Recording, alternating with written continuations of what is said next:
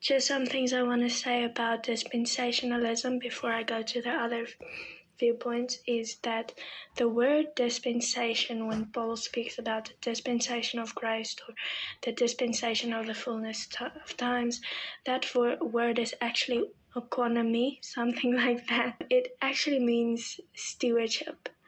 So if you read the verse, it says Paul speaks about the stewardship of the grace of God. It kind of gives it a different meaning. So the word dispensation in biblical terms, it doesn't mean time. It doesn't refer to a time frame. It refers to a stewardship. And that's why the definition of dispensationalism is that it is a stewardship. I don't really know how they linked the stewardship to a time frame.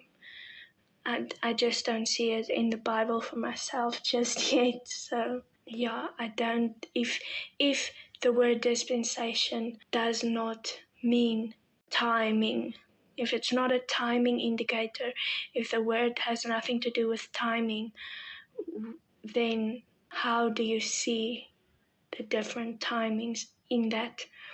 I have many dispensationalism friends who believe in a pre-tribulation rapture. I love them. We're still friends. We're good friends.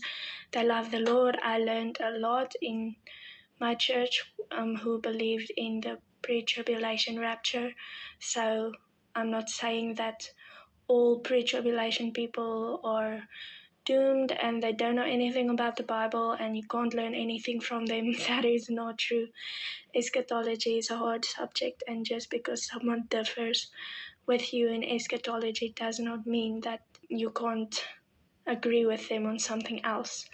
So yeah, there is a lot of things that I agree with people that believe in the pre-tribulation rapture. The church where I came from did teach the one new man. So when I learned about dispensationalists not believing in the one new man, this was new for me. I didn't understand because my pastor preached the one new man. So the answer to my question was that when Israel became a nation again, dispensationalists had to admit that God is not done with Israel and that he is actually working through them and working with them in this dispensation of grace. So they had to actually change their view to say that for now God is not doing anything with Israel, which isn't true. So, but then if you are believing in the pre-tribulation rapture and you believe in the one new man, to understand dispensationalism, the whole belief of dispensationalism is a difference or a separation between Israel and the church, then it just doesn't make sense. It contradicts itself. Okay, let's speak about amillennialism. So, amillennial means no millennium, sorry guys, as in no literal 1,000-year reign of Christ in a literal sense of time. They do affirm the spiritual rule and reign of Christ from heaven through the church age.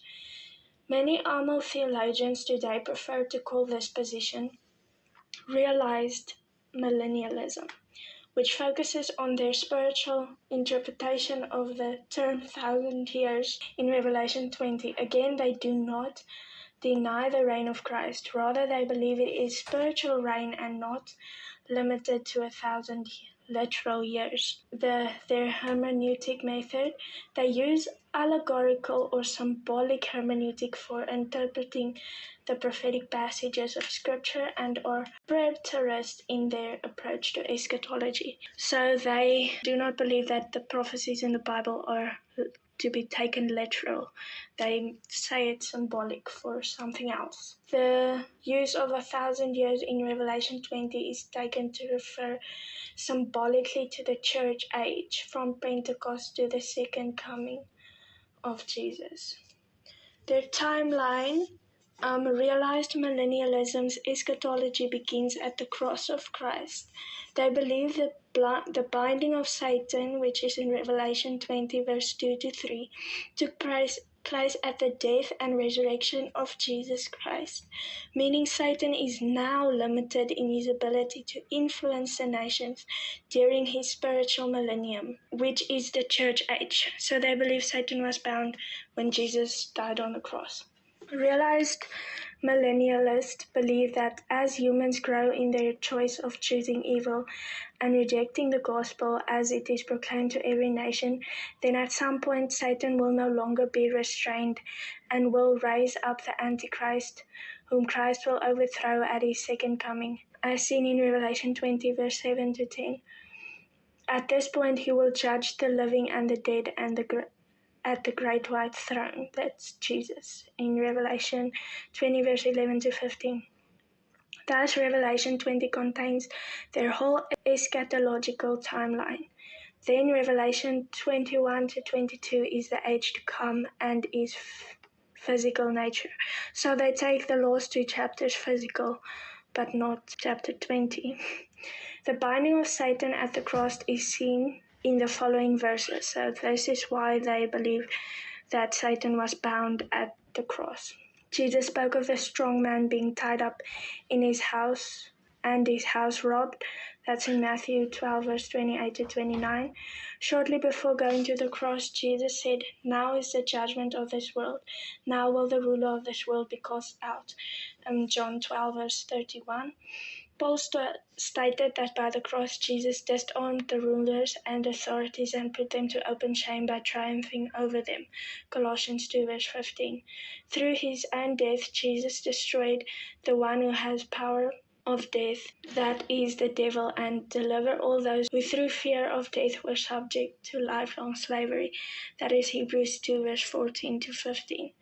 Another way they interpret Revelation 20 differently is that they believe the resurrection spoke of in verse 4 and in verse 13 are one and the same resurrection. They also see only one judgment. They teach that there are not separate judgments, such as a believer's judgment, a judgment of the unrighteous prior to the millennium, and the final judgment. Rather, they are one and the same. At the second coming, and believers are caught up together to meet Christ in the air, 1 Thessalonians 4 verse 15, which they believe is the separating of the sheep and goats, the wheat from the tares. This is a process we see in the parable of the wheat and the tares, that's in Matthew 13 verse 24 to 30, where the tares are gathered to be burned, then the wheat harvested, all of this at one time at the end of the growing season. For example, at the end of the church age. Paul represents this as one and final judgment occurring at Christ's return. That is 2 Thessalonians 1 verse 7 to 10. And then the Amillennialists identify only one last battle. Premillennialists identify one great battle at the end of the tribulation before the millennium. That is Revelation 16 verse 14 and Revelation 19 verse 11 to 12. And the second great battle at the end of the millennium, Revelation 20 verse 7 to 10. Amillennialism teaches that these are one and the same battle because they note similarities in the description of each battle.